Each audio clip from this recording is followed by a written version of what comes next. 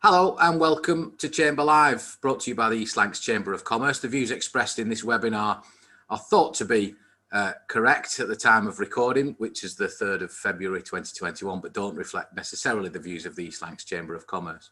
Now they say sticks and stones may break your bones, but webinars will never hurt you.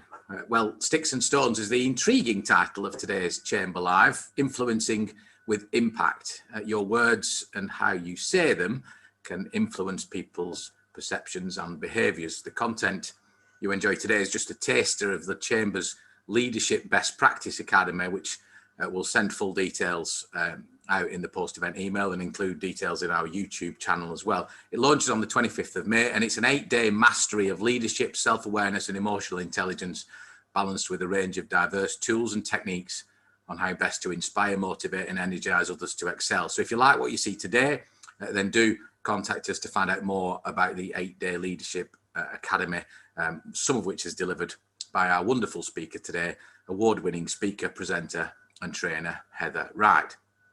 Heather is a habit change specialist. She studied the brain and human behaviour for over 20 years and she now helps companies and individuals to free themselves from old habits and become their best authentic selves. She runs masterclasses, she speaks at conferences, she loves to MC, and she's got an energy that is unparalleled and a uniqueness and wit that have gained her many admirers and followers. I'm sure she's going to add a few more followers today. Ladies and gentlemen, welcome to Chamber Live, Heather Wright.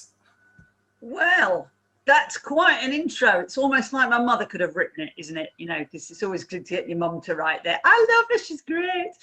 But it is really, really nice to see you. Now, I don't know, when we started doing Zoom almost a year ago, I say more Zoom, a lot of us were doing a bits of Zoom before that. People weren't as familiar. But, you know, sometimes we get a bit fed up of it. Sometimes we've got used to it. But just in case you haven't got used to it, so bear with me for a moment. I have a little bit of an intro, which helps us to kind of get ourselves in the right space for it. So, yes, that is me doing a flying kick, but that is me doing a flying kick actually over 20 odd years ago when landing didn't affect my knees. I mean, it's great to be able to kick people, but if when you land, you wreck your knees, it's not a good thing, is it? And it's not socially distanced, is it? But welcome, welcome, welcome, welcome. Yeah, that's me. Simon said I like to MC conferences, and I do. I now do them online. It's not quite as much fun as doing them in person, and I can't wait. I don't know how many of you are missing human interaction. Give me a yeah, a few of you are missing. Yeah, a few of you are missing human interaction. Some of you are going, no, actually, to be honest, I like to be a hermit. I stay at home with my cat and my cheese plant, and that's great, you know. And I haven't come out with pajama bottoms for nearly a year, except when I maybe go to the shop. You've got to remember to put your other trousers on, haven't you, when you go to the shops? But just before we do, so yeah, do you know, I was looking at this slide earlier on and realized that I need to change that. I now need to say over 25 years working with all these different organizations. This is just for those of you who don't know me, just so that I can say I've been doing it a while, and it's, you know, usually that's a sign of at least some sort of credibility, isn't it? But I won't go on about that, otherwise it becomes a verbal brochure. A little bit about me when I'm not doing this. I like to do stuff that's a bit more adventurous. Got 4 black belts in different martial arts. Like to cycle, swim, run, all of that kind of stuff. But more recently, just a quick question: how many of you got a lockdown puppy? Any of you? Yeah. A few people got a lockdown puppy. Brilliant. Yeah, I confess, I resisted, and just decided, as it was going on for long enough, that would be fine. And as my life is going to change, I'm going to be a lot more at home. I'm going to have one. So that's a little picture of my lockdown pup, Lily the Vizsla. Anybody got a Vizsla? I can't see anyone at the moment, but then I can't see everybody. Beautiful dogs, but I'm sure yours are just as gorgeous. But I also keep bees. Less good for stroking, you know, don't take them for walks. They are sort of low maintenance and they give something back. You get the honey. Still looking at Lily saying, so what are you going to do? You're going to learn to hoover? What is it you're going to do? You're supposed to be an intelligent dog? I don't know. Anyway, let's get on with the Zoom thing. Just for those of you who have been using Microsoft Teams recently more than Zoom, let me remind you, you're in the bottom left-hand corner is your mute and unmute in case when you ask a question, I ask you to clarify for whatever reason. Where the red arrow is the chat. icon. So click on that. Now up in that top right hand corner, you know that you control the view. You control the view. So you can have side by side mode, or you can have speaker mode or gallery and stare at people. If you go up to view options and you go into side by side mode, that means you can have the slides that I'm going to be sharing and either your gallery or your speaker view at the size you would like them. So you can have large print edition or not. What you do is you slide the bit in between so that I become smaller or I become larger, and you make it comfortable for you.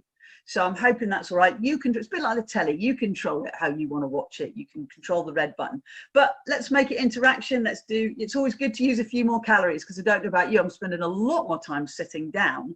Another good reason for getting a lockdown pup, because they force you to get out. So we'll do thumbs up, thumbs down, or I'm not really sure, or is it time for a drink, Heather?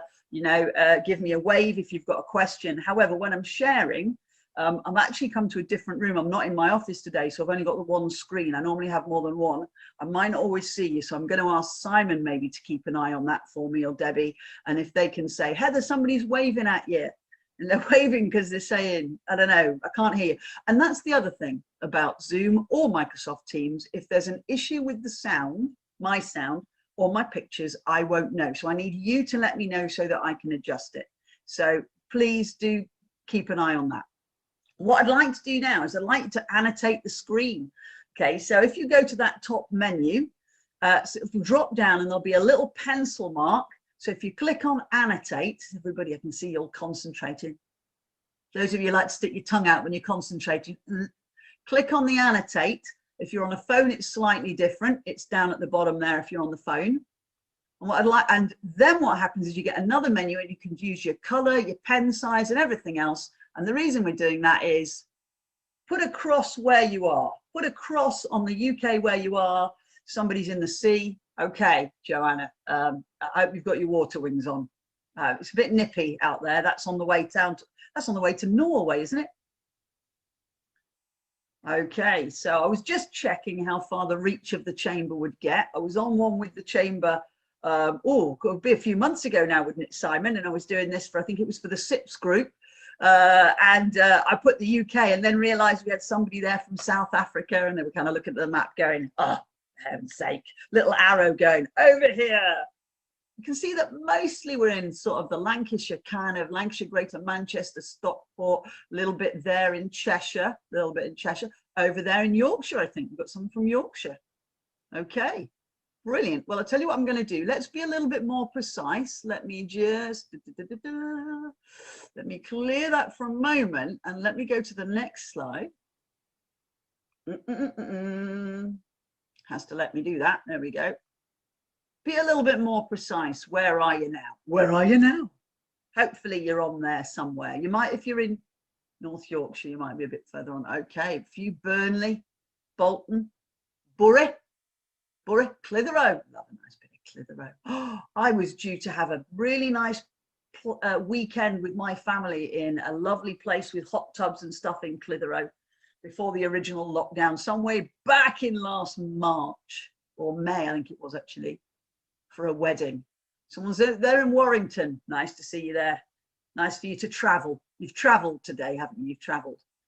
So, well, thank you for that. That's always really helpful. Thank you very much indeed. Okay, brilliant. I will just clear that for a moment. Thank you very much. That's brilliant. All righty. I always think it's nice to know where people have come from. So let's get on with what I would like to share with you. Sticks and stones. Sticks and stones. What do we mean? We've all heard of it. Simon kind of alluded to it. Sticks and stones will break my bones, but words will never hurt me.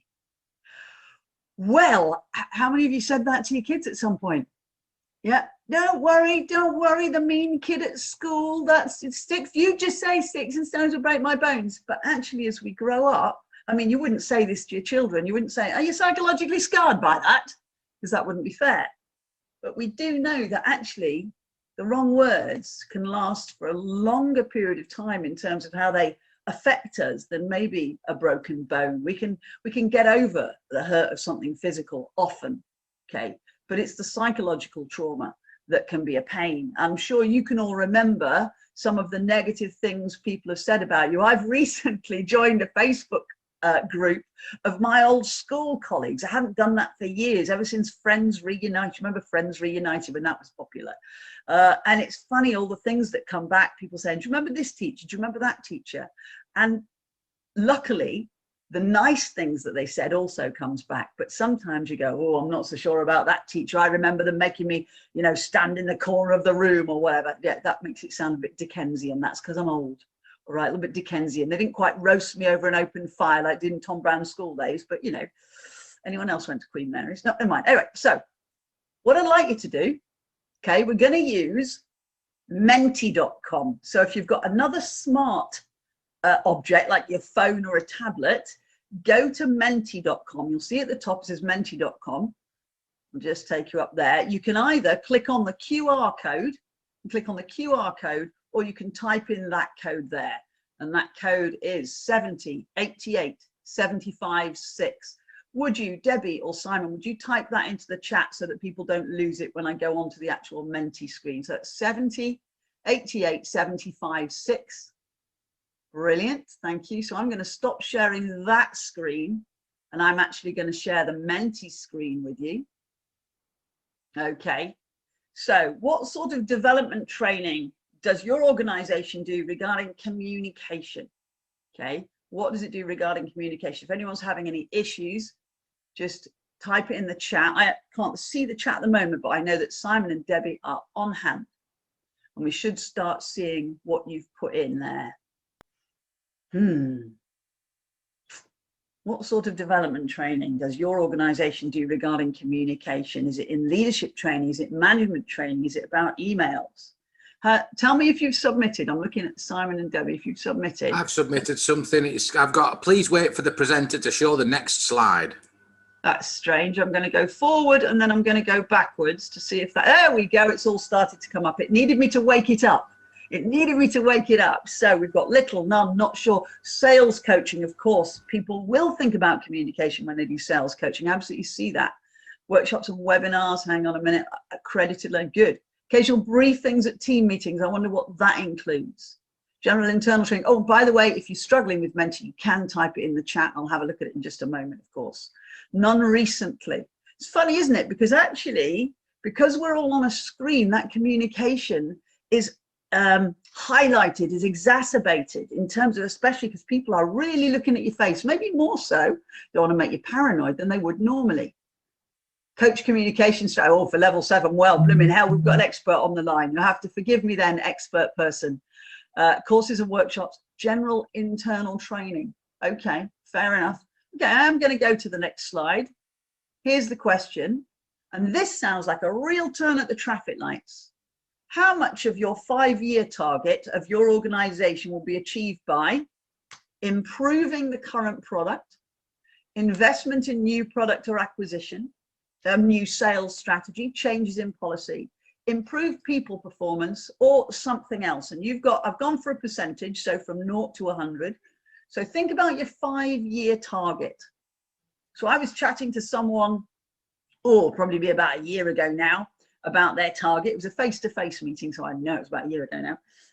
And they said, right, we're currently turning over 20 million, and in 5 years, we want to be turning over 50 million.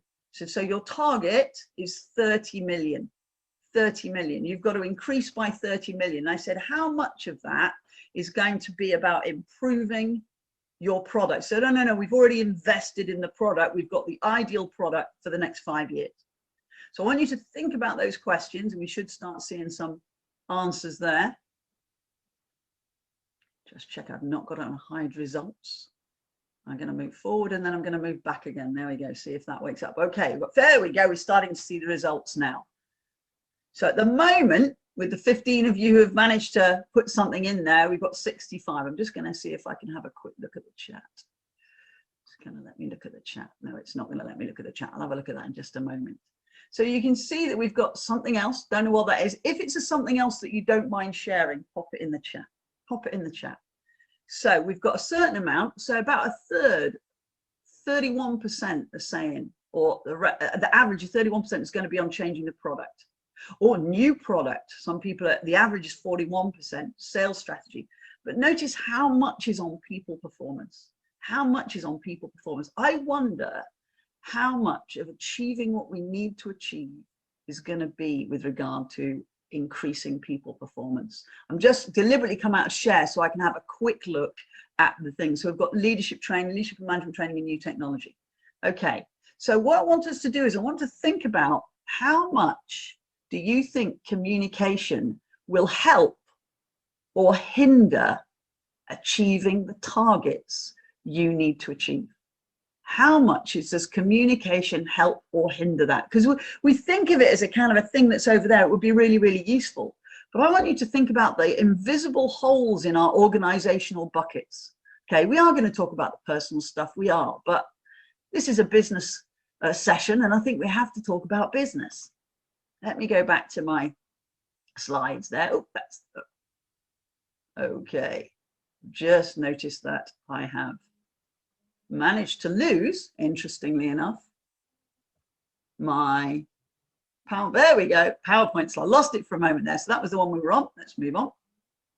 So my question then is, how much is it worth? And obviously, I don't want you to reveal that now. But what I was saying was the guy I met said he wanted to change. It's the leader of business. He wanted to up it to 50 million. So basically he had a 30 million pound problem, a 30 million pound problem. So I said to him, so how much of that is about the question I just asked you, new product? None, we've done that. I said, how much is it about? And I gave him a list. And in the end, I said, how much of it will be about people performance and the leaders? And he ended up saying, do you know what? I reckon the only way we can achieve our 5-year plan, if our leaders lead our people for better development. If our leaders lead our people for better development. I said, what percentage? He said, oh, I don't know, 80%, 80% probably. So for those of you good at maths, what's 80% of 30 million pound problem? It's quite high, right? It's quite high. I wonder, in order to get that return on investment, how much we or our organizations are spending for that return on investment in understanding how we communicate and what the blockers are. You know, done that, but move on. So back to Menti for just one moment. This is the last Menti slide until the very end when I ask you how it's gone. Go back to Menti for a moment. What blocks people performance? What do you think blocks our people performance? I'll stop sharing there, and I'm going to go back to sharing Menti so that you can see it. It's the same number, by the way. It's the same number. Change the slide. You're all waiting for me. There we go. What blocks people performance? Okay. Unclear. Interesting. Is that you're unclear, or is that things being unclear? You might want to type that in the chat. Is that things being unclear or you're unclear? The question is, doesn't make sense, Heather. You've gone off on one. You've been locked down for too much time, and you've gone doolally. Commitment, desire, managers, habits, confidence, pressure. Yeah. Desire is an interesting one, isn't it? I think people want to perform well. I think they often don't know how to change habits. And if you want to know about changing habits, you might want to look at one of my habit change seminars. I've done one for the Chamber. It might even be on the playlist. I don't know. If not, get in touch. But yeah, changing habits, they don't know. So we've got pressure, confidence. Only 3 people submitted. Wakey, wakey, get on there. Or has the Wi-Fi, has the kid next door suddenly started playing computer games and your Wi-Fi is gone? I must teach my puppy to play with the Wi-Fi. It'd be quite good sitting in front of the TV, her in front of the TV. Let's see what we've got. What blocks people performance? Have we got anything there? I can see you're concentrating hard. You've got unclear and lack of vision in the comments box from all. Thank you very much. Okay, unclear, lack of vision, absolutely. And again, what you probably find with that is the people that set the vision have a vision, but don't know how to communicate it well enough to really drive people forwards. Well, I thought we'd communicated that. Oh, well, we sent an email out. When? You know, I once did a session with some leaders, and we talked about their vision and their values, how it's going to drive behavior. We spent days on this, and we talked about powerful communication. And then they got caught up in a load of stuff, and I contacted them and said, well, what are you going to do to make sure you communicate it? The guy said, well, I sent out an email. Well, actually, he didn't send out an email. What he did was he had a meeting with everybody, and he had an A4 sheet with it all written on. And as they left, he said, take one of those, everybody. How the heck is that going to really inspire people? How's that going to inspire people? All right, then I'm coming out of Menti. I'm coming out of Menti. Okay, so let's talk about it. Let's talk about how we can influence people. I asked somebody recently, and I wonder what your answer to this would be. What is, in fact, type it in the chat. What do you think is the most important thing in order to influence somebody? What do you think is the most important factor in order to influence somebody? Now, this person said to me, I'll give you what they said to me. They said, knowing that you're right, having the right answer, knowing that you've done all the research. Simon said credibility, rapport. Okay, nice one, Emma. Engagement, absolutely. Valuing them. I can see I'm preaching to the choir, as they say here. You know, inclusion, belief. Oh, belief's a good one, Oliver. And by the way, good to see you. Haven't seen you for a little while, Oliver. I'm just having a quick look, check and see. There you are. There you are. It's a little face. Hello, there we go. It's quite good to say nice to see you and then realize they haven't got their camera on. That's always a bit embarrassing. It shows you're not paying attention. Clear pathway to progression, understanding their problems, good listener, appreciation. Absolutely. I don't know if you're like me, but my kids, sorry, I've just noticed that my phone has decided, you know, when it decides it's going to start giving you stuff, it's listening to what you're saying and it's going to start giving you websites. It's randomly trying to give me websites that might be useful to what I'm saying. But I remember when my son, remember when your kids were about 13 or 14 and they just used to argue about who was right. And one of them would come down for breakfast and they say, morning. And the other one would go, is it? Is it really? Is it? And they could argue over absolutely anything. He used to say to my son, he said, nobody cares if you're right, if you're a prat about it. Yeah, I didn't always use that language. As he got older, that got stronger. I've got to be honest. I've got to be honest. Nobody cares if you're right, if you're a prat about it. You think about the people you've communicated with at some point, even in the last 6 months, when there's something inside of you going, damn it, I know they're right, but I just don't want them to be because they're being such a git. Am I allowed to say git? Is that allowed, Simon? It's git around. Thank goodness. He's going to be my filter. He's going to bleep me out if I say anything too strong, you know. He's going to be quick. It's going to be quick, I'm telling you. But that's the point, okay? So to go back to what we're saying, it's really, really important to understand that, okay? What blocks people performance? How much is it worth? How much time do we spend on people issues because people aren't being inclusive? Because, you know, Fred's sitting next to Mary and they're just not getting on. You wouldn't believe the amount of organizations I work with where I find, I was chatting to someone a little while ago. If I say a little while ago, can we acknowledge that I'm getting old now and it might actually have been about 10 years? It's all a bit of a blur. And that's not to do with alcohol, okay? Just age. But I was chatting to someone recently, they said they couldn't put 2 people on the same shift on their plant because they wouldn't work together. They wouldn't work together. Now, some of you will relate to that and you'll go, we've got people like that. And some of you will go, what are they playing at? Make them. But people issues are massive. Again, this would be a little while ago. I was being shown around the place after I'd run a course by a lady who was really enthusiastic. And she said, this is my desk. It was open plan. This is my desk, Heather. I sit here. I said, oh, and who sits opposite you? And she said, oh, we don't talk. We don't talk. Apparently they hadn't spoken for 2 years. If they wanted to communicate, she passed a note to somebody else who passed it to them. Talk about children in a playground. I wonder how many sales are lost by lack of people skills, lack of team cohesion, or as we say, poor communication. Now, you'll have heard this, won't you? You'll have heard this idea of the split between what about our communication, what percentage of it is body language, what percentage of it is tone, and what percentage of our communication is actually the words we use. Yeah, I expect you've all heard this. I wonder if you buy into it. We are told 55% of our communication is body language. Well, of course, now it's going to be this body language, isn't it? Tone, 38%, and words, 7%. So I don't want to upset anyone if you bought into that, but that's not what the guy who did the research and did the paper actually said. He's turned around since then, quite a few years ago, and said, please stop misusing my research. That wasn't what I said. Words have a massive impact, a massive impact. You only have to read a really good book to know that words can have a massive impact. Yes, so does tone, but words can destroy worlds. You know, you can incite people to riot. We saw that not so long ago in America with people being incited to riot. We see it a lot in many countries. You've seen it in our own country. Words can destroy worlds. And I'm sure you can think of times when people have said things to you and it's cut you to the quick, even if you didn't show it. Lots of people haven't got a clue. They just blurt. Do you know people who are just blurters? They open their mouth and just blah, blah. I used to have a boss. He was Scottish. This is a long time ago. I mean, I was probably about 20, so a very long time ago. And he used to say about my manager, he opens his mouth and lets his belly rumble. Now, I don't know if you know that expression, but I'd never heard it. I assumed it was a Scottish one. She said it in a strong Scottish accent. It sounded really strong. But he opens his mouth and lets his belly rumble. Some people just do. They open their mouth with no filter.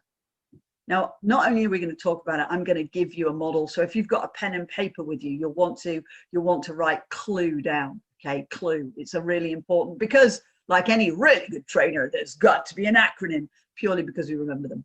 Lots of people think that communication is about wrestling people to the ground, winning the argument. You can win the argument, you can win the battle, but lose the war. If you don't get people's hearts and minds, and the challenge with that, of course, is that you might get someone who's got a really bad idea, and yet they're able to win people over because they choose better words. The problem is, once you've said things, it's like trying to get toothpaste back in the tube.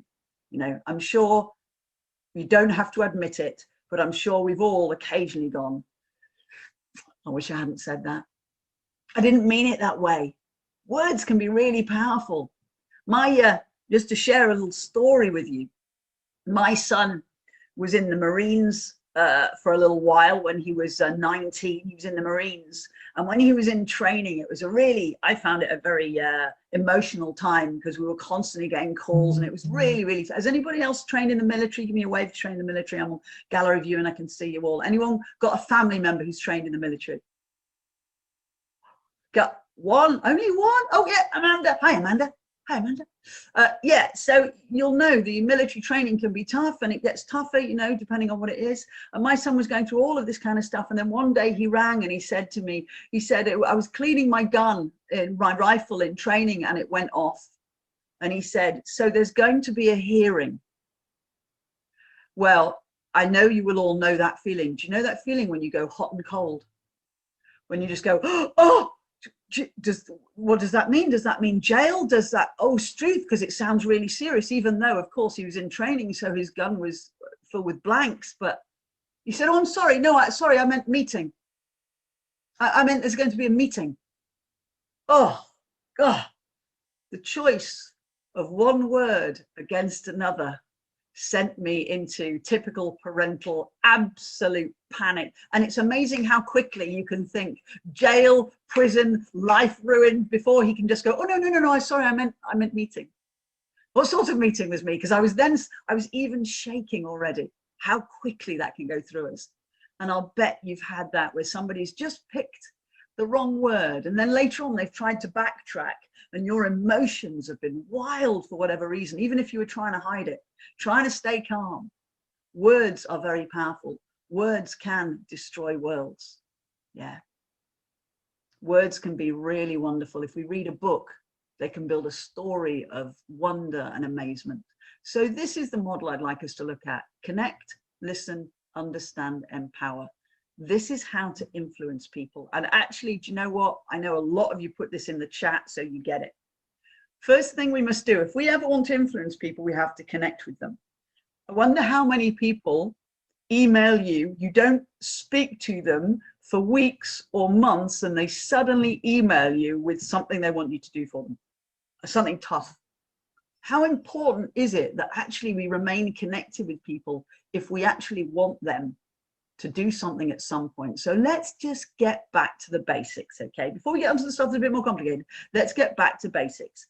People like people, okay? Humans need humans to some degree.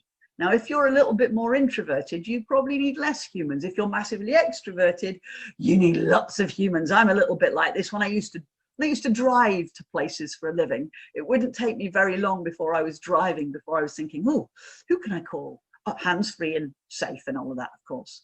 This is my great nephew with his sister. I didn't realize when I put this picture up that actually it looks like she's got a foot growing out the top of her head. So I'll just point that out to you. That's not her foot. I just stressed that. She's, you know, not got a foot growing out the top of her head. Many of you will have heard this quote. I've learned that people will forget what you said. They will forget what you did, but they'll never forget how you make them feel. Now that sounds like I'm going against the stuff I've just said. Words are important.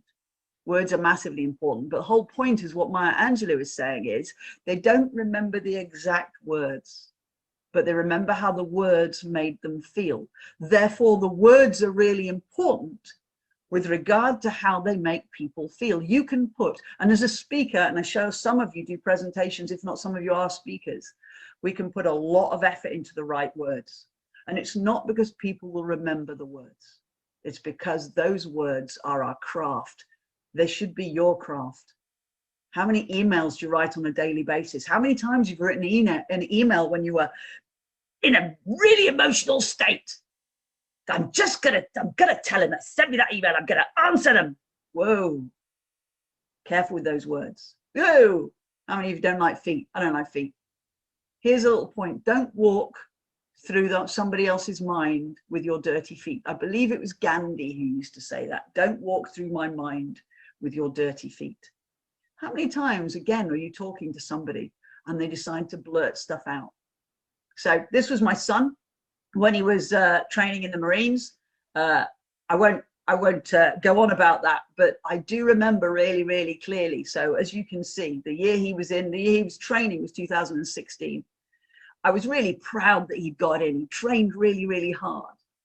And I would be walking down the street or something and somebody would say, oh, hi, how's the family? What's Jake doing? What's Luke doing? And I'd go, oh, Jake's in the Marines, he's training. Do you know how many people instantly felt the need to tell me about the 2 Marines who had died in training the year before? Now that's quite a dramatic one, but you know, here's a less dramatic one. Just before Saab went bust, I bought a Saab. And when people said to me, I said, oh, I've got a new car, I really like it. How many people go, oh, I hear Saab have gone bust. That's going to be expensive. You're not going to be able to get the parts. Thanks very much. Just be aware. Just put a filter on it. The first thing you have to do if you want to really choose the right words and connect with people is you have to see the wonder in people. I wonder how many of you are highly critical. Just coming back to you all there. So I'm looking at your faces. Go on, let's be honest. How many of you are quite a critical person, as in you're critical of yourself and maybe, yeah, critical of others? Go on, it's all right. We're not going to hold it against you. Yeah. How many of you grew up in a family that do that to each other? And that's just the way you banter. Any of you do that? You're bantering your family? Yeah, a few of you. Okay, Jessica is Andy. Yeah, absolutely. Yeah. That's what my family were like. I have 2 older brothers and we would constantly banter. We're less like that now because we're kind of grown up. But I also then trained in the theatre. I know it will surprise you because I'm quite shy, obviously. I trained in the theatre in sort of the kind of later 80s. And it was quite what can I say? It could be quite cutting. I became very, very good at sarcasm. I'd like to stress it was highly humorous sarcasm, but I could cut people to the quick with, I'm ashamed to say, 1 sentence. I got very good at it, having been a victim of it myself, you know. And I realized that when I looked at people, my filter was on what could I criticize rather than what could I compliment. So I want you to spend just a moment for a minute thinking about when you meet somebody, do you go to what can I compliment or what can I criticize? Because Alison's going, I don't do that. Good for you, Alison, because I had to learn it. I'm being really honest. I had to learn it. And I don't think I was doing it necessarily to be nasty. I think I just got into the habit of it, either as a kid, at a school where we were kind of, you know, naturally constantly told we needed to do things better, then in the theatre and in my family. So I was really, really good at that. But the problem with that was I was also really good at doing it to myself. I was very, very critical of myself, and in many ways still am. I'm still working on that one. But the problem is if your brain goes to criticism before it goes to compliments, It makes it very, very difficult to connect with people because they can kind of see it in your eyes, even if they don't know they're doing it. So I literally taught myself to look at people, and after my first initial reaction of, oh, I'm not sure I like that suit, oh, that doesn't go with that, oh, look at the way they talk, oh, they shouldn't have said that, I don't know, it can be high level and petty, or it can be deep and meaningful in a leadership meeting. Oh, I don't think that's the right strategy. Oh, you're being a bit bullying when you say that. Oh, I don't like the tone of your voice. Oh, whatever. Okay, after I'd done that knee-jerk reaction, I would then go, hang on a minute, Heather, stop it. What is it you appreciate about that person? What are they doing right? And you know, when I first started doing that, I found it really hard, really hard. The funny thing is, I've now been doing it so long, my husband has a habit of saying to me, oh, you're just gullible. You always see the good in people. And whenever he says that, I go, victory. It means I've learned, because I never was. This is not coming from somebody who is always soft and fluffy. So if you are someone who's like that, brilliant, keep building on it.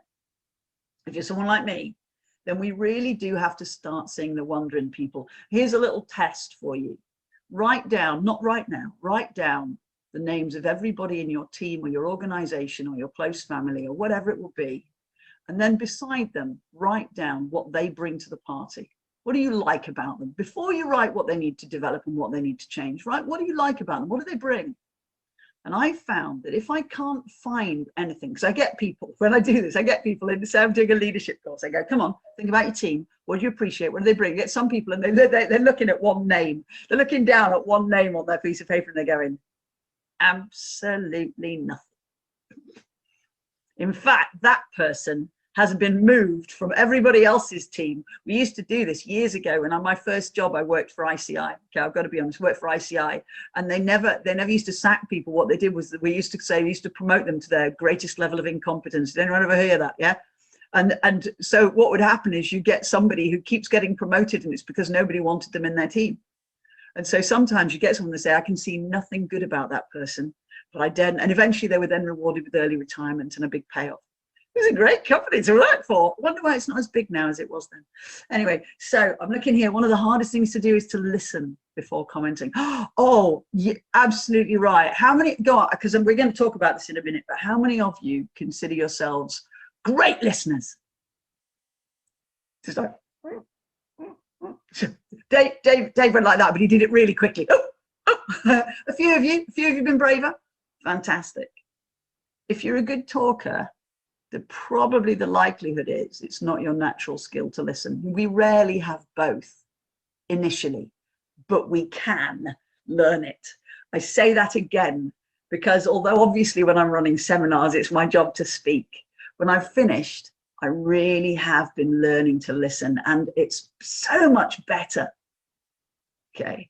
I'm getting a message here about a desire to criticize coming from insecurity and a mistaken belief that we have to win. You're absolutely right. Feel better than others. The only way we can feel better is if we think others are worse than us. Yes, putting other people down can make us feel like we're rising up. And you're absolutely right. If you've got teenage kids, I think that's where that comes from. You know, when kids are at school and they're vying for power, they're like stags locking horns. Now, I had boys, I confess, I had two boys. Anyone who has girls, have you found that's the case with girls?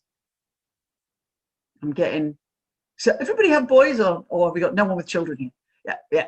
Is it the same with girls, still that vying for power a little bit, although maybe the style is a little bit different? Yeah. They're 18 and 21 and still do it now, Heather. I know. It's crazy, isn't it? One of each is that, okay, very different. Very different as in boys versus girls, is their style. Talk to us, Amanda. Unmute yourself and talk to me. The style is very different. So daughter, very empathetic, son, very single-minded, very, very different. Wow, cool. And we can't, of course, just blame that on their gender. It would be wrong to just blame it on their gender. We know that there are young men out there who are incredibly empathetic, and we know that there are young women out there who are vying for power. We know that, and especially now, because certainly the gender differences are in many ways getting less and less, in that women are going for power, they're going for strong positions, as rightly it should be, and are more inclusive. Girls' life power in different ways. Yes, you're absolutely right, Leanne. girls use words in a harsh way and can be a mission. Yes, they can be manipulative. I never know whether or not it's intentional manipulation or whether they've just learned it and do it. Do you know what I mean? I don't think they necessarily think I am manipulating, just like a puppy or an animal manipulating us for our love. You know, I think about it every morning when I come down and the puppy leaps up and is just so, I'll greet you and I'll wag my tail and I'll lick your face and I'll, oh, it's great. And oh, I love you, I love you, I love you. And it's lovely, it makes me feel great. And of course, in response, of course, I rub her tummy and I go, I love you too. I'm sorry, it's really embarrassing how gushy I've got about the puppy. I do apologize. But, you know, it would be, if you watch me, oh, I love you too. Never thought I'd kiss a dog, but there you go. No tongues, all right. But the whole point is there's a certain amount of manipulation there always. I never know whether it's intentional or not. I think we make it later on. Easier to work with a team of men than a team of all women. Yes, Janine, it can be.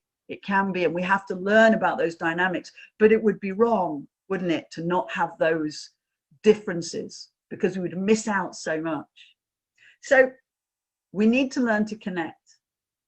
And connection is about not talking, but listening, isn't it? It really is about listening.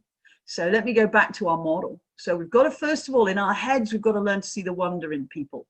We've got to learn to see the good. Please, if you're a leader, this does not mean I am recommending that you are never able to correct, but only you can only ever correct if you've built that relationship and connected with them.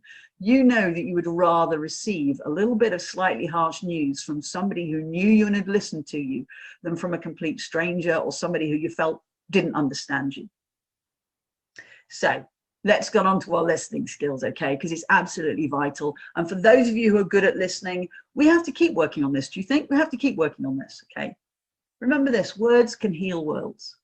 She said worlds can destroy words. I have this phrase and I can't say it. Words can heal worlds. It's too, I never want to put the L in. It can massively heal worlds. But the funny thing is, you're never going to know what words to use until you've listened. And although I use that phrase, words can heal worlds, I think I'm really saying listening can heal people. I love this quote by Margaret Carnegie, who was the daughter of the very, very wealthy steel magnate. Okay, most conversations are simply monologues delivered in the presence of a witness. Now we know this now, don't we, a lot of the time, but how many times when we're having a conversation do we feel like it's not actually a conversation? Yeah. How many times does somebody steal the conversation from you? So they start with the niceties. Hi, how are you doing? And you tell them how you're doing. And as soon as you've told them, they instantly steal the conversation back to themselves and say, ah, yes, I experienced that. We've got to learn to shut up. Now that sounds all well and good from me. I talk for a living. And so please forgive me because I'm talking today, but I promise you, this is something that I have really worked on. It didn't come naturally to me. So this is my other son. And this, by the way, isn't a family thing. I tell my stories because I think it's wrong for me to tell other people's stories. But does anyone recognize that kind of a picture there? That was the moment he was told he'd finished his treatment for cancer. This is his second. You'll think he looks different than the other. It's my other son, not the, yeah, he didn't suddenly go from being ginger to being brown haired. So, wow, that cancer treatment's weird. It cures ginger. I would not want to cure that. Sorry, forgive me. That was just a bit of a ginger joke. We have a lot of ginger jokes in our house. That's why we got a ginger dog. But what was interesting, and I'm going to come back to gallery view here. And this is not a, oh, woe is me story. But I learned so much about what not to say and what not to do with people when they're going through some sort of a trauma like that, your son, your mother, even you being ill, by the terrible things that people thought they should say when I was going through it. How many of you can relate to that? Yeah. Yeah. Thank you. Yeah. The people who think it's time for them to give advice because they think they need to fix you. I'm sorry. I went, wow. And then what I did was I turned the mirror on myself and thought, Heather, how often have I done that?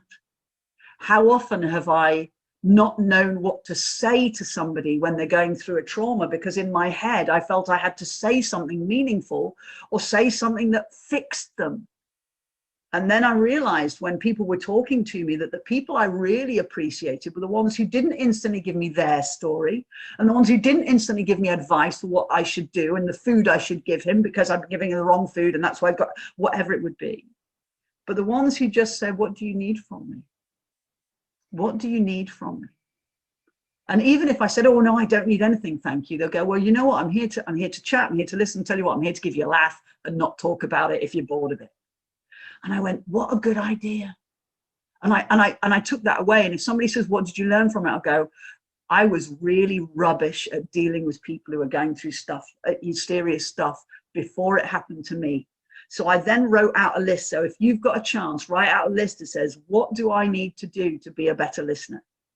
So I tell you, this isn't me, I'm absolutely not blowing my own trumpet, but shortly after my son had got through it, and he's in remission, by the way, and he's healthy, he's getting over the chemo and all of that, because it takes a little while to get over it, and he's doing all right. He's 28 now. God, no, I know, I don't look old enough.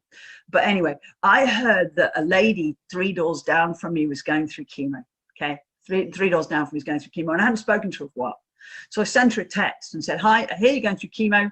I just want you to know I'm here for a natter, a cup of tea, and here are the things I promise you. I will not offer you any advice. I absolutely will not talk about my journey. I said I will talk nothing about it, but what I am here to do is to hear if you want to have a good cry, a good laugh, a good rant, or whatever. She said, oh, that's brilliant. Come round for a cup of tea and a piece of cake. So I did. This was before lockdown when we were allowed. Okay. And she said, and what she kept saying was, tell me about what it was like when you went through it with Luke. And I kept saying, do you know what? Are you sure? Because I really don't want to do that. So I just asked what she wanted. And I'm still learning, and some of you will be better at that than me. But for me, that power of listening, and of course, now I notice it even more when other people don't do it, because it's been a lesson for me. I expect you'll find the same. So listening is so important. Moving on. Oh, it's actually a video. So what are we listening for?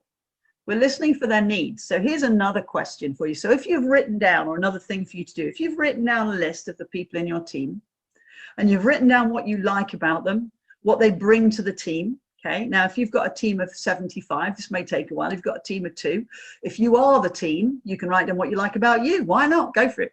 But think of, we all have people around us. Then I want you to ask, what are their needs? What do they need? Not how can I fix it, but what do they need? What do they need from you? What is the gap that you can help them fill? Okay. So what we're listening for is their needs. Are they, for instance, just telling us stuff? So I used to work with a person who, whenever I told them a story, always tried to fix it. And I used to think, I'm not telling you so you can fix it. So even, for instance, if I said, oh, it's something silly, like I went to a restaurant last night, had a terrible meal, she'd instantly offer me 5 other restaurants I could go to where they got better food. And I'm going, I'm not asking you to fix it. This was just a story. This was actually just me filling the air in the morning, which, as you can probably guess, I'm quite good at. Fill in the space, fill in the gap. All right, I'm okay with silence now. And that's the other thing. If we're going to be a good listener, we have to get used to silence. We're really bad at that, aren't we? So the conversation dries up and we go, oh, I must fill it. I must fill it. Oh, and you reach into your brain and the most terrible joke comes to your head. No, is that just me? You just don't, inappropriate jokes, don't. So we're looking for people's needs. Here's another point. We need to get the ego out of it. I was listening to a speaker, I don't know how long ago, and this person made some really good points, so I'll share them with you because it's really worked for me. They said, take the ego out of your head. Now, I don't know whether you can actually psychologically do that, and all the psychology I've studied doesn't say you can get rid of it, but it was really important. What this person was saying was, when somebody's talking to you, we're constantly saying, how does this apply to me? What about me? What about me? What about me? So for instance, if somebody tells you a joke, and you've heard it before, why do you feel the need to say, oh, I've heard this one. Oh, yeah, this is it. When somebody gives you an idea around the table and you go, yeah, well, we've considered it. And that might be important strategically, but it's always interesting. Somebody tells you a story, like, for instance, somebody says, they've heard on the news that such and such has happened. We have a need to sort of say, yes, I already heard it. And that's because of our ego. Why do people tell us stuff? Why do they tell us a joke? Because they want to be the one who shares it. So when we're looking at people's needs, what they're looking for is they want to be the one who shares it. So when somebody tells us a joke, no matter what, it's quite a good idea to go, oh, yeah. All right, no, you maybe don't want to fake it if it's a really bad joke. Okay? So many years ago, a guy, I was doing a presentation to a board of directors, and we were it was one of those where I was really nervous at the beginning. It was a really hot day. I was really nervous because they were a board of a real top company, 75,000 employees. And I was there with the board, and they were trying to decide if I was going to be the speaker for their conference, you know. And so I had an hour's presentation, and but what I do when I'm doing that is I do lots of interaction. We just had a natural, we were having such a laugh. I couldn't help it. I think my nerves got the better of me, and I just ended up being a little bit maybe too jovial. I don't know. I got the business, so it was okay. But as I said, thank you very much, and I left. One of the guys followed me out to my car. Let me carry your stuff. Let me carry your stuff. Board of directors, FTSE, you know, 100, followed me out. And as he got to the car, he said, oh, I've got a joke to tell you, Heather. I've got a joke to tell you. And he told me this joke, and it was, well, let's just say it wasn't a good joke. I mean, it was politically correct and all that, but it wasn't a good joke. And I laughed and, oh, nice one. Thank you very much. I'm really glad you told me that joke. Thank you very much. And I got in the car and I smiled and went off. Now, I wasn't being disingenuous. The reason I was glad the guy told me the joke was because it meant we'd connected. Yeah. Anyway, what was funny was I got the gig. I went and did the conference. And after the conference, this guy came up to me and he was really embarrassed. And he said, I'm just mortified. He said, when we met, I told you a really bad joke and I don't know why I did it. I'm just so sorry. And I said, that's okay. Really, it's fine. I know why you did it. And he said, oh, well, please enlighten me. I went, you did it because while we'd been around the table, you'd been quite quiet, although you'd been laughing, and we hadn't actually connected because we hadn't spoken. So you came out and you told me the joke to connect. You told me the joke to basically say, I really enjoyed your session. Let's connect. And he went, oh, I suppose I did really. I said, yeah. So I responded not to the joke, not to the punchline, but I responded to what you were doing. So when we're listening, we need to be listening out for that. Somebody's telling us a joke, it's not because necessarily the punchline. If somebody's giving us an idea or telling us a piece of news, what we don't want to do is dismiss it. A little bit like somebody gives us a compliment. Oh, I really like your outfit. Oh, what this whole thing? Primark, $5.99. You know, let me just dismiss it. As opposed to, oh, thanks very much. It's very nice of you to notice. Does that make sense? Am I making sense, everybody? Yeah, yeah. Everybody who's not got their camera on, nod viciously at the camera, because I'm pretty certain that somebody's watching you somewhere because, you know, conspiracy theory. Yeah. Just saying. Okay, so moving on, let's get rid of the ego, which is how does this apply to me and what can I say? How can I add to your story? No. Remember, words can heal words. The right chosen words can heal words. And actually, sometimes the fewer, the better. So the next thing is understanding people. Now, admittedly, if I'm running a session on understanding people, it takes longer than we've got. Absolutely, you can imagine, can't you? It takes longer than we've got. But let me give you a couple of tips. Remember here, your words can not only heal worlds. I've got to get the L in the right word there. Simon's going, I've heard you do this before and you struggled with it last time. Yeah, I do. Words can, so I'm going to be practicing at night. Words can save worlds. The right story at the right time, the right words at the right. So where is this? Does anybody recognize this place? Type it in the chat, please. Does anyone recognize? And if you've seen me do this before, no cheating. You get no points. Where is this place? It could, of course, be any holiday destination, of course. Or miss holidays. Do you miss anybody been on a good holiday? Exactly a year ago, I was about to go on a holiday I'd been waiting for 30 years. I went on safari and I came back straight into lockdown. I've been living off that safari for a year. Since then, all I've done is a quick trip to Bath. Love Bath. Let's see. I've just got to see in the chat. Yes. Oh, how many of you have at some point been to Benidorm? Yes, Benidorm. It was my first holiday destination without my parents.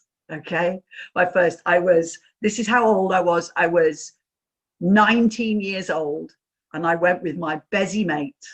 We went into the, I just got a job, okay, I just got a job, I had some money, and we went into the travel agent and went for cheap and sunshine. In fact, a lot of those buildings weren't even there then, okay. It was great. 3 years ago, Jessica, that's a heck of a hangover. That's a heck of a hangover. Have more to do, better than the other. What's the other place in Palmer? What's Magaluf? Magaluf. I think Benidorm's. It just goes, oh, Anita went like that, Magaluf. Or was it Palmer you were thinking of? Because, yeah, just about 2 years ago, we went to Palmer and I didn't realize we were only 15 minutes from Magaluf. So my son keeps saying, Mum went to Magaluf, Shagaluf. No, you'll have to edit that bit out, son. Let's edit that bit out. No, but Benidorm, I was 19, I went to Benidorm. Here's the story. I was 19, I went to Benidorm. I was not massively streetwise. I was a brown belt in my first martial art, And we were going to nightclubs every night, and I was getting tired. And to be honest, my best friend had more staying power than I did, more staying power. So one night we were in the nightclub, and I went, I'm whacked. I am going back to my hotel. So I wandered out of the place, and I went back to my hotel. But on the way back, I stopped at a little chip shop because, you know, good Spanish food. And this guy started chatting to me, and this guy said, let me take you out for a meal. It's 2 o'clock in the morning at this point, right? It's 2 o'clock in the morning. Let me take you out for a meal. Oh, I'm sorry, Dave. See ya. Good luck with the dentist. Dentist appointment. Must be serious if you manage to get one in lockdown. So I left this place. He's going to miss my dramatic story. And this guy said, let me take you out for a meal. I don't get off for another 2 hours. Meet me back here at 4 in the morning now. I like to think that you're all now going, Heather, what were you thinking? Because if any of you are going, party, then you were, you know, as unstreetwise as me. So at 4 in the morning, I went back. Long story short, the guy ended up pulling a gun on me. Okay, guy ended up pulling a gun on me because he was expecting more from our meal than I was planning on. I'll just ... You can fill in the dots, okay? And so in order to try and persuade, he pulled a gun on me. Now, this is coming under the section that words can save worlds. Now, I was a brown belt in martial arts. I now have 4 black belts in different martial arts. I have still not learned to catch a bullet between my teeth. So all that training, no use whatsoever for me at this point. Guy pulls a gun. But what I said at that moment was going to be really, really important. And I'd like to tell you exactly what I said, but I can't remember. Okay, I do remember something about, is this the only way you can get your leg over kind of idea, you know, blah, blah, blah. I will tell you that the upshot of what I said meant that guy put the gun away, called me a taxi, and paid for my taxi back to my hotel without harming a hair on my head. When I got back to the hotel, I collapsed in a little heap going, I can't believe it. Oh, yeah. The whole point of what I'm saying is the right words at the right time could potentially save your life. They can certainly save worlds. Now, hopefully, you'll never be in a position like that. And I'm not suggesting that all situations like that can be talked out of. I will stress that, okay? But if it can do it for something like that, how much more can it do for other things? Choosing the right words, understanding. So when we're talking, when we're listening to people, here are some of the things we need to be listening for. So when we talk to somebody about something, they often relate not just to the story or the thing, they talk about what that story says about them. So if you turn around and say to somebody, do you know what? I find the reports you write aren't very this or aren't very that, and they need to be more this and this. When they respond, the thing that their brain is doing is saying, what does this say about me? Am I good? Am I bad? Am I competent? So what they have a tendency to do is then you'll notice this, they'll say, but I'm good at this and I'm good at that and I'm good at that. And what they're trying to do is save their reputation. They're saving their identity. The most important thing about a human being is their identity. So if ever we have to give people bad news, what we need to do is affirm their identity and help them understand that anything like we need to change your performance is about performance and not about them. We have a habit of saying things like, you are lazy, as opposed to you pick the fastest way to do things. Can you see the difference between one which talks about permanence and one which talks about behaviors? Yeah. Words can save worlds. Let me talk a little bit more about identity, and let me give you another story. I was chatting to someone a few years ago. He was an FBI hostage negotiator. So be ready. I want you to type in what you would say into the chat in a moment. And he was called, he'd been called to many, many very serious situations. And he was called to a situation where a guy had come home from work. His wife was on the phone. When he came in the door, she put the phone away and wouldn't let him see it. Now, I wonder what you're assuming in your head. He got mad. He got mad. Obviously, this wound him up over many, many things. So what he did was he tied her to a chair, poured petrol on her, and was standing there with a match. Okay, now, if you're an FBI hostage negotiator, unfortunately, they don't tend to call you out for cats stuck up trees. This tends to be the sort of thing they're called out for. And he said to this guy when he walked in, "Hi, my name is blah, blah, blah. I'm here to help. What's going on?" And the guy said this. Now, listen very carefully. You've got to listen, because this sentence was all the hostage negotiator needed to be able to get to what he needed to say to save that world. Okay, so what he said was that what the perpetrator said was this: you go out every day, you work your fingers to the bone, you do everything nice for them, and this is how they repay you. Now, that's all he said. But it gave the FBI negotiator enough to know what his next move was. So I'm going to ask you to type in the chat what you think, if you were listening to it, what clues would that have given you about the situation? What would you appeal to? Because it's interesting. And while you're thinking, I'll keep burbling on. I was running this with a session of people at one point, and I was talking about this. And it's interesting how many people went straight into the blame thing. Oh, well, the wife should have done this, the wife should have done that, or the husband shouldn't have done this, and the husband shouldn't have done this. And our brain goes into what we should and shouldn't do, and what they should and shouldn't have done. And of course, the FBI negotiator only has one goal in mind, and it's not blame, it's safety. Did he try to empathize, says Debbie? Did he? His emotions, Jess. Sorry, I called you Jess. My niece is called Jess. My apologies. I abbreviated your name, and you may not be a Jess. You might be a Jessica. Oh, you're right, Jess. That's okay. Okay, his emotions. Where's the fire extinguisher? Yeah, well, obviously that would be important. And it's very practical of you, Simon, to think about that. Say, I'm ready. You strike that match, and I'll put it straight out. Anything else? Come on. What do you think? What's the clue? You're kind of getting there, but what's the clue? Ask him what's going on at work. Oh, nice diversion, like you do with a child that's upset. Divert them. Look at the toy over there. Good idea. Ask questions to understand why he's come to that conclusion. What do you assume has happened? Oh, what do you assume has happened? Is that what he's going to ask? Yeah. I know how you feel, so Rosie's busy empathizing. Yeah. I can see that might appeal to us. And think about it this way. What he doesn't want to do is he doesn't want to reinforce the emotion that's already there, does he?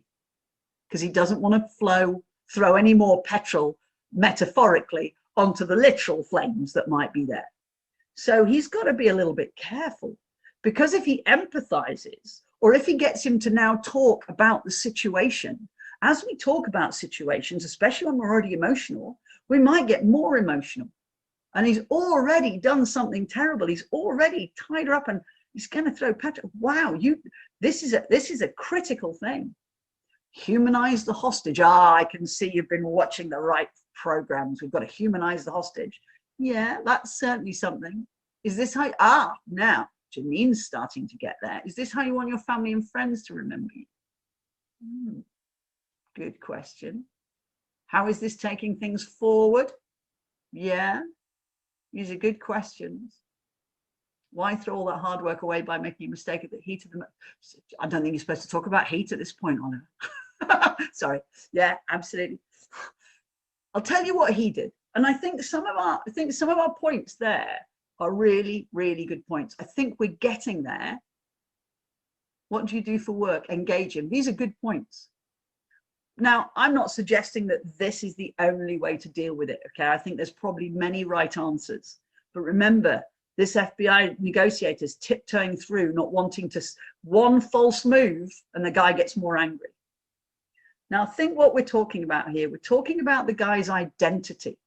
This is the section we're under. We need to understand somebody's identity. What's important to him? Now, one of you talk about family and friends. You're starting to get there with that. You see, because the guy said, this is how they repay you, he's referring to the bigger picture, other people, family, okay? But he also says, you go to work, you work hard. So what this hostage negotiator said, and apparently it worked, was, I see you're a family man. She didn't talk about the situation. The situation was going to make him more angry. What he did was appeal to his identity. I see you're a family man. Tell me about all the things you do for your family. You see, when you talk about all the things you do for your family, it appeals to your identity. It appeals to the fact that you love your family. It appeals to the fact that you do all these nice things. That part of this guy's identity was going to bring him down, if you like, off the anger step, and was going to say, yeah, I love, and he's trying to, the thing is, he doesn't want to give him, I know you love your family. He wants him to say that. I love my family. I want this for my family. I work hard every day for my family. What he also said was, he said, I can understand you're a family man, but we all occasionally go into Mr. Angry for a while. But I don't think that's really you. I think you're more the family man. And what he did was persuade him into that part of the identity. If we want to persuade people and influence people, we need to understand what their identity is. I've got a friend who, whenever she's angry at somebody, one of the phrases she uses, I'm an intelligent woman, blah, blah, blah. How dare they make me feel so stupid? And a lot of the times she gets mad is when people treat her like she's stupid. So her identity is, treat me like I'm intelligent. It's either because she's worried that she might not look intelligent and it's a sore point for her, or she believes she's intelligent. Now, whether she is or not, in many cases, is almost irrelevant. Yeah. What we've got to do is appeal to that. So whenever I would speak to her and try to persuade her, dare I say manipulate, I mean, persuade her, I would be saying, well, this is what all the intelligent people are doing right now. I know you're clever enough to figure this out for yourself, la, la, la. So what is the identity of the person you're talking? If you want to influence, you have to listen for the identity. Now, admittedly, our FBI hostage negotiator was very good at it, and in only one sentence, picked a few words, and that did it. That's how good you can get at this. Now, I tend to need a bit more than that. I tend to ask people questions a little bit more. Tell me a bit more about yourself. Tell me what you like doing, blah, blah, blah. But it's not just what do you like doing, it's why do you like doing it? Because in the why, you start to see people's identity. If we want to influence people, we need to talk to them on that deep level. Does that make sense?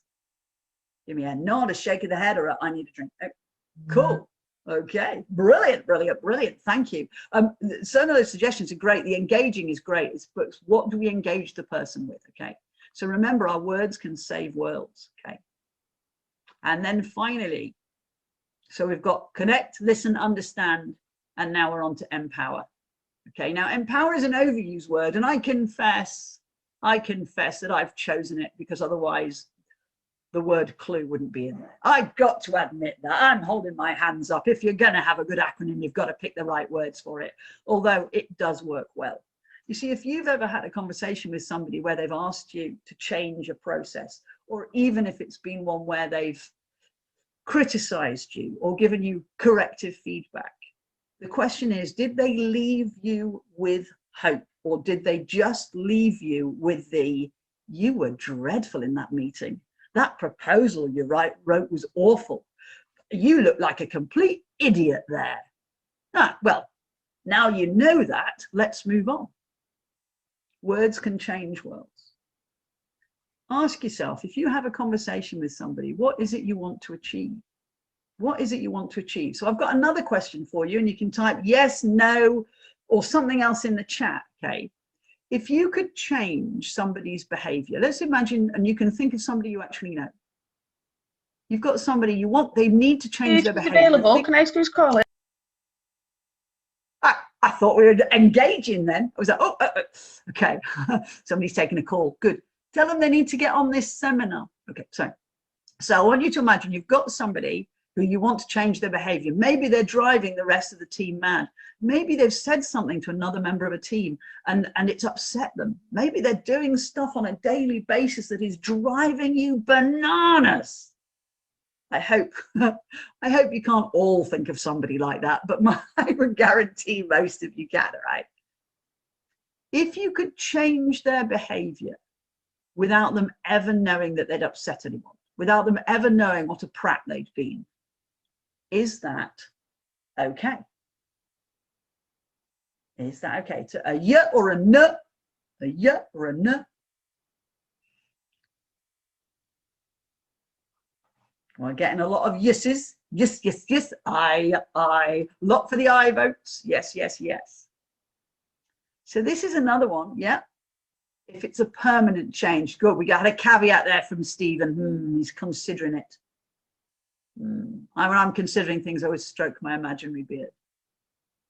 Yes, if it meant they didn't do it again. Absolutely. You see, a lot of our communication, I want you to think about it. When you've had to correct somebody's performance, how many of us start with explaining what they did wrong? Now, sometimes we have to do that. But my question is, why do we feel we have to do that? Debbie, but does that help the individual? That's a good question. Unmute and tell me what your thoughts are behind that. Heather, I'm really sorry, but my puppy's barking her head off. So. That's okay. That's okay. That's because she can hear my amazing tones, my dog trainer. Certainly is. I think I'm thinking outside of the team environment, you know, if, I know we're not all here to fix other people, but if somebody's got an annoying habit, you know, it's not for us to force change on them outside of the team, I guess.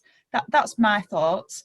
I do like to try and help people, but sometimes it's not always wanted, is it, I guess? Sure. Yeah, you're absolutely right. And of course, we have to decide it's our place. Again, and I know I'm painting a really rough picture of myself. I am one of those, I find it really hard to keep my mouth shut. Is anyone else like that? I just blurt. God, they need telling. Yeah, someone else, yeah, they need telling. Sometimes I think it's not my job.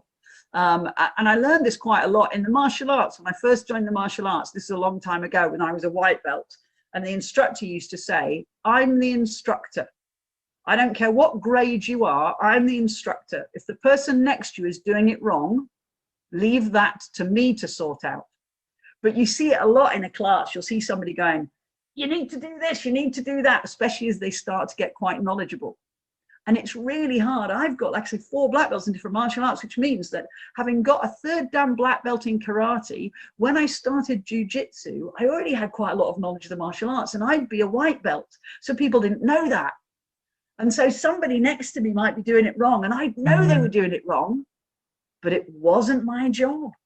Wasn't my job. So there is times when we might go, it's not my job. Having said that, I do always in organizations try to work on a team ethos where the team work together properly. And what we have to do is get a chip off our shoulders so that we can actually take feedback from team members and not just go, it's not your place. The line manager has to do that. We have to get that in the end. But what we're talking about here is imagine it is your job. Imagine it is your job to help them. What you want is to change their behavior. And do you know what? If you attack what they've done, the likelihood will be their natural reaction is to defend what they've done. It's a natural reaction for most people, unless their self-esteem is incredibly low and they go, I know, I'm awful. In which case we need some other kind of work on that, okay? Right. But unnatural defense mechanism means we do that. And what we don't want to do is for them to start putting walls up when we're trying to help them. Just think about it right now. How many times when we look at something and somebody's doing something wrong and I say, right, what are you going to say to them? The first thing that comes out of our mouth is our description of what they're doing wrong. How many of you have young kids or have had young kids at some point? Look at us. My mum would be telling me off now. A kid is a baby goat, Heather. A kid is a baby goat. All right, children, sorry. Okay. When your children didn't know which feet to put their shoes on, how many of you, when they got their shoes on the wrong feet, simply said, you've got your shoes on the wrong feet? How many of you did that? Yeah. So what we did as adults was we pointed out the problem. We didn't actually tell them a solution. Now, we assumed they knew one. I know this is a really simple example, but how many of you had children who could be quite awkward, and you go, you've got your shoes on the wrong feet, and they just go, I know. And they would then go for the walk with their shoes on the wrong feet, develop blisters just to prove that they could. Stubborn children. Yeah. You see, we do that a lot. What we do is when we're trying to influence somebody, we point out what's wrong instead of point out the potential of what could be right. We should start all conversations with what the potential is, it could be right. It might be that we don't know what could be right and we're after a discussion about it. But let's stop pointing out what's wrong. So when I talk about empowering people, I'm not just saying we need to stand in their corner and go, yeah, you're amazing, rah, rah, rah, rah. Okay. What I'm saying is we need to talk about the hope of the future. We need to talk about who they can possibly be. And let's go back to our beginning part when we had to see the wonder in people.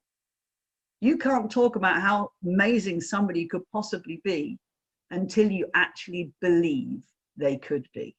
Because I'll tell you what, we are very good at spotting a faker.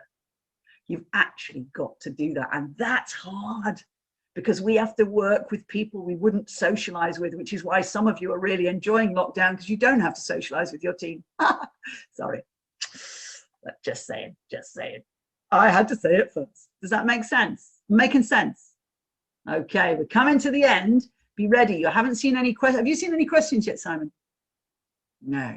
Now that's either because everybody's going, no, this is just so complete in its wholeness, or I'm filling your brain with so many words, your brain can't think of a question, and that's okay. But we'll get ready to ask any questions if you've got any, okay, if you've got any. And of course, you can go away, think about it, and then get back in touch afterwards with questions, because what we're talking about sounds simple, and it is simple, but it's not necessarily easy. Those things are more complicated in some ways, okay? So words can change worlds. So here's a question. In order to, it's a multiple choice this, that you'd probably be offended by because it's so silly, okay? What was Martin Luther King's famous speech? Was it the, I have a smart goal? Yay, do you remember the famous I have a smart goal speech? The I have an achievable target. I loved the I have a personal development plan speech. That was just one of his best, wasn't it? That was just amazing. And of course, we know, hey, there's something in the chat. Somebody saying, I think I know the answer. Is it A? The reason it was the I have a dream speech, go back to that speech at some point, okay, soon. If you haven't done it recently, it's a long speech. And listen to the words he uses to draw a picture of an amazing future. Okay, he practiced that speech many times. It wasn't off the cuff. The words are chosen to draw the most powerful picture and give people hope. We have to do that. All right, I'm no Martin Luther King, but hey, we can do it a little bit. We need to be aiming for the center of the target and going for gold. And do you know what? I'm going to be really honest now. I have absolutely no idea why I put that picture of that Japanese garden in there. Sorry, I'm a professional, but I'm looking at that and going, what was that about? Was it about getting all your stones in order? Was it about sorting out the mess? I can blag it with the best, but I'm going to be honest, I have no idea. So here's a question I ask myself before I open my mouth. Most of the time, all right? Most of the time. I asked this question, and by the way, this came from a book I read. It's not my wisdom, it's somebody else's. Is it the truth? Is what I'm about to say the truth? A lot of people hide behind that. When they're really rude, they go, I was just being honest. Hurtful. Is it kind? Is what I'm about to say kind? Can I say the truth and still be kind? And is it helpful? Am I saying it in a way that helps the person move forward? Because we've all been scarred by terrible feedback. The feedback that didn't say, this is what you need to do. This is how good you can be. When you sort this out, I believe we've got this in you. If you get, is it the truth? Is it kind? Is it helpful? And you get 3 no's. Here's a little piece of advice. Zip it. Zip it. Don't say it until you get 3 yeses. I tell you what, when I first learned that, I don't think I spoke for 6 months. I don't think I spoke. Mostly my issue was it wasn't necessarily helpful. I was just filling the air because it was fun to say, because I'm just a bit like that. But I learned mostly. So use your words for a force of good. Key to success. Invest in learning to do this stuff, to get the words right. Invest time, money, and effort into learning. I'm still on that pathway. I'm still learning all of the time. I still blurt stuff out, but by gum, what a nightmare I would have been if I'd have not seen some of this stuff earlier on in my career. Your words can really change worlds. Now I'm going to stop sharing. I'm going to go and see if there are any questions here, because we're coming to the end and I've deliberately left a little bit of time. And so I'm just having a quick look. Any questions? Anybody? I have a dream. Well done. Well done for choosing the right one there. So would it be great if I had... Yes. Okay. So that's a really important point, Jessica. Jess, we're like that now, right? Jess, you and me, like that, like that. Okay. So really good point. Okay. So here's the thing I would suggest you do. We've got connect, listen, understand, empower. Okay. We've got that. I've actually given you I've given you loads and loads of different tips. Pick one. Pick one. After you've had a conversation with someone, go back over it. Decide how you could have said it better, especially with the solution focused last bit, okay, the empower bit, and go, next time I'll do it this way. Practice it and you will gradually find. I do some stuff on the brain and I explain how we build the connections, but it's by repetition. You're right, often we speak without thinking. We just speak, especially if, and many of you will be like me, your brain works really, really fast. I'm talking about speed, not quality, by the way, when I talk about my brain working fast. Okay, it works really, really fast. Okay, 2 things I do. One is I got into the habit of pausing for breath. You may notice not so often when I'm doing these sort of things. I pause for breath. I also stroke my imaginary beard. It gives me time. Unfortunately, I think what I've done is I've started to encourage that to happen. Anyway, never mind. So I stroke my imaginary beard. I nod a little bit and go, that's an interesting point. And that gives me enough time to think. So there's that. Do that before you speak. You don't have to do the whole thing. Just find a way to give yourself a moment. But the other one is practice afterwards and promise yourself you'll change next time. Gradually, you'll find your brain will learn and it will get faster and faster. The only reason you speak the way you do at the moment is because you've got faster and faster at doing it already. You didn't when you first started. So good. I know you didn't do it as a question, but it was a really good question. Thanks, Jessica. Okay. Any questions? If there are no questions, I'll just echo that point. We've been doing a few MP sessions with our Diamond Ambassadors Q&A with some of our local MPs, and you see it also on the press conferences. That's a really good question. And all they're doing is giving themselves 10 seconds to think about what the answer is going to be. And we see it a lot amongst our politicians. I'm not saying it's a bad thing. I'm saying it's a technique that they use. Churchill used to smoke his cigar, and I'm not suggesting you'll take up smoking your cigar, but that time when he'd go, gave him a moment to think. I mean, I don't know, smoke a cigar, pick your nose, whatever works. I don't know, give yourself time. Okay, don't worry if there are no questions right now. I'm just going to see, I'm going to give you 2 things I'm going to give you. One is I'd like to go to Mentimeter and ask for your opinion on the session. The results will be hidden, so don't worry. I can cry quietly by myself later. But before I do, I just want to give you, okay, this is where we're going to go. We'll do that first. I'm going to give you my details so that you can get in touch, or you can get in touch with Simon. Okay, so we'll go to Menti again. Okay, the results are hidden. So I've asked you some questions. Have you found it useful? On a scale of 1 to 9, on a 1 to 9, have you found it useful? Have you found it interesting? Even if you didn't find it useful, you could have found it interesting. Has it given you something to think about? Like, where did she get that particularly bright shirt? And important matters like that. And for more importantly, do you plan on being a little bit more aware of your language? Okay, do you plan on being a little bit more aware of your language? So I'm going to stop sharing the screen, but that is still open. So the results will still be coming in. Okay.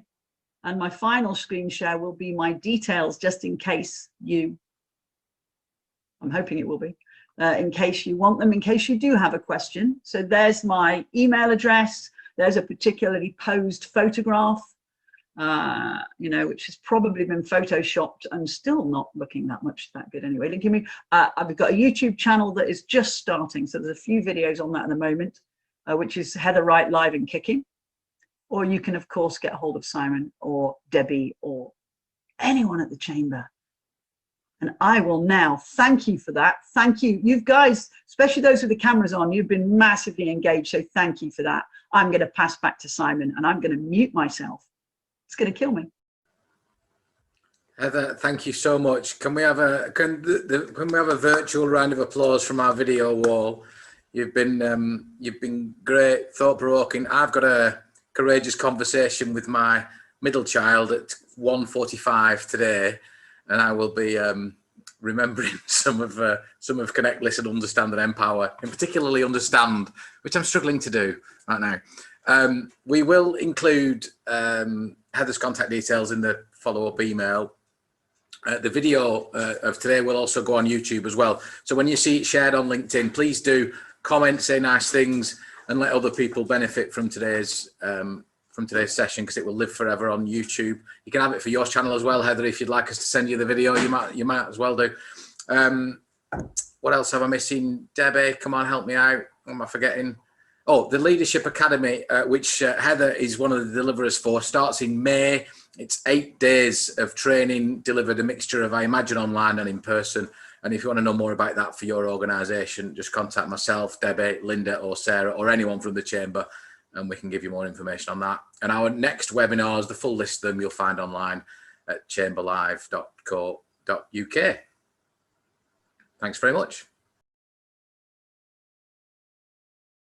Thanks for watching this Chamber Live video from the East Lancashire Chamber of Commerce. If you've enjoyed this content, then you might enjoy some of the other content that's on the screen now. Please do subscribe to our YouTube channel.